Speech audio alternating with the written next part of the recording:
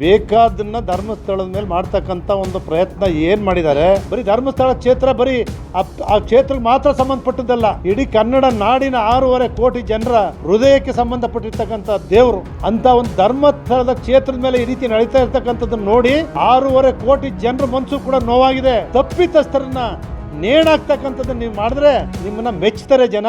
ನೋಡಿ, ಧರ್ಮಸ್ಥಳದ್ದು ಈಗಲೂ ಕೂಡ ನಾನು ಸರ್ಕಾರವನ್ನು ಆಗ್ರಹ ಪಡಿಸ್ತೇನೆ.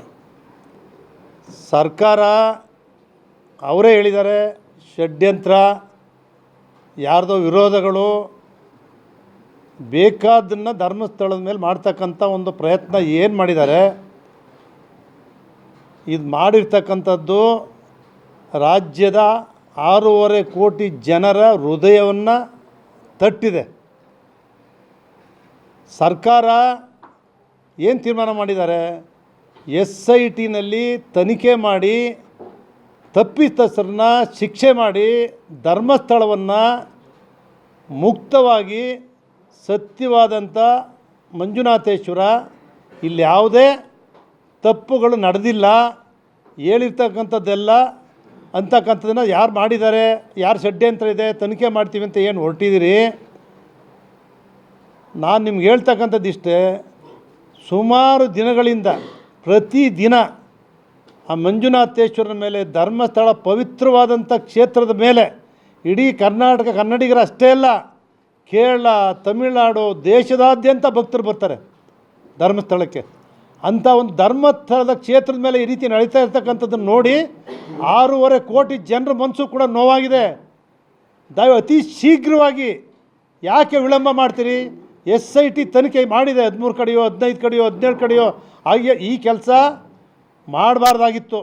ಆಯಿತು, ನಿಮ್ಮ ಅಧಿಕಾರಿಗಳು ಕಂಡುಹಿಡಿಬೇಕು, ಮಾಡ್ತಿದ್ದಾರೆ.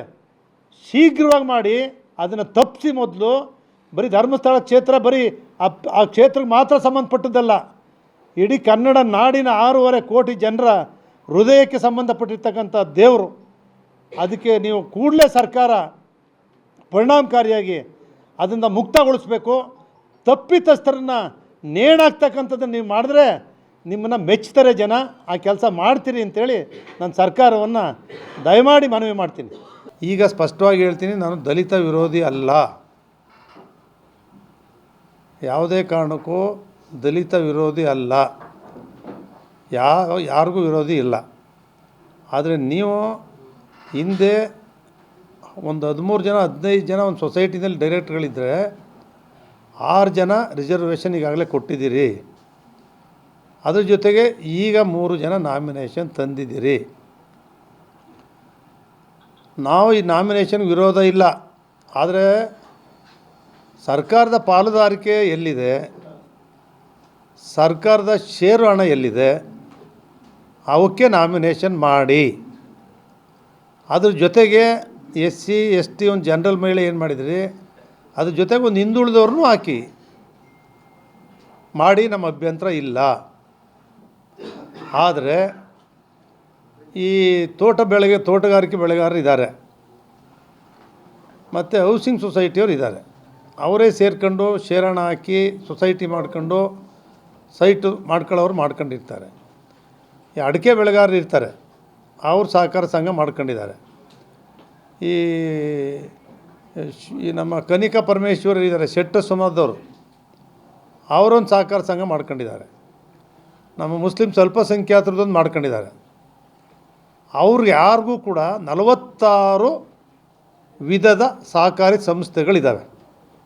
ಈ ರೀತಿ ತೆಂಗು ಬೆಳೆಗಾರರು ಒಂದು ಸಹಕಾರ ಸಂಘ ಮಾಡ್ಕೊಂಡವ್ರೆ.